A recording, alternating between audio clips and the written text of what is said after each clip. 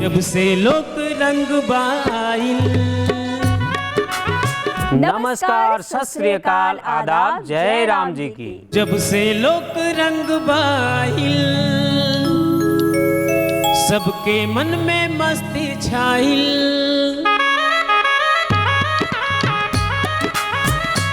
जब से लोक रंग बाइल, सबके मन में मस्ती छाई। लोग पूछे कहाँ पे आई, यूपी पे ही रंग छाई। हो दूरदर्शन पे ही रंग छाई।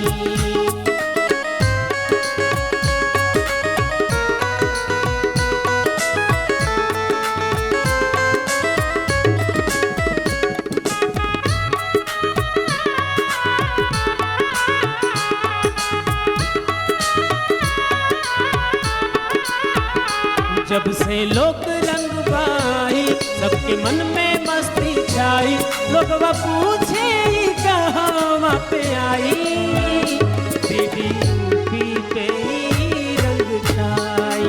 हो दूरदर्शन पे ही रंग छाई। दीदी यूपी पे ही रंग छाई।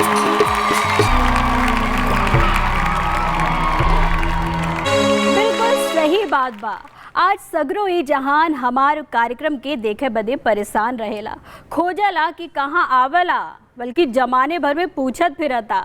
तो जेकरा के नाही मालूम बा कि हमारी शानदार प्रोग्राम कहाँ आवेला, ओकरा के हम बता दें कि हमार इस सुपर हिट कार्यक्रम डीडी यूपी पे हर शनिवार और रविवार शाम 7:30 बजे आवेला।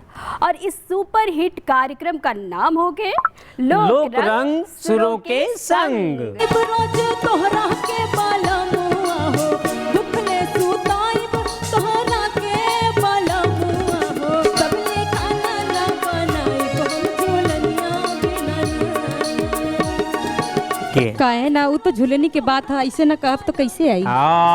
लगा था नाराजगी चला था। अरे तो सेवा करिए तो मेवा तबे न पहिए। सीमा जी ऐसन भवल बा का कि झुलाई नहीं दे तू खाना नहीं खियाओ पौना के। नहीं तो हमार दूल्हा बड़ा निक हमें, हम कबो कबो गुस्सा आ जाली तो खाना नहीं बना के खियावेली।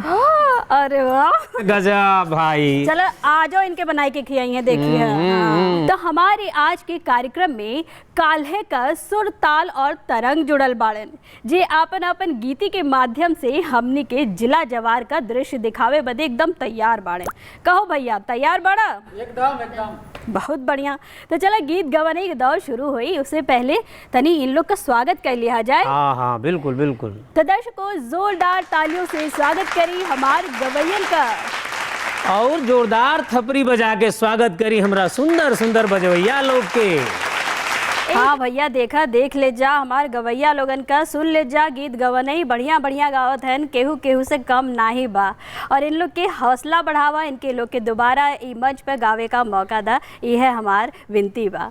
तो चलो संतोष जी अब चले के समय हो गेल बा, काहे से कि देखा घड़ी हमने के इशारा करत बा, उन लोग के ट्रेन पकड़े के एकदम जान ले कि लोग काल्हे परसों से एकदम चप्पल बाड़े आ, यहू लोग के घरे ये लोग इनहू के मेहरारू खोजे ताड़ी से फोन मैसेज आवता, तो भाई लोग के गाड़ियों पकड़ावे के बा ना। दुनिया ही पागल भइल करे इंतजार हो, सबका पे चढ़ल बाटे कर बुखार हो। काहे कि जब से लोक रंग बाइल, सबके मन में मस्ती छाइल।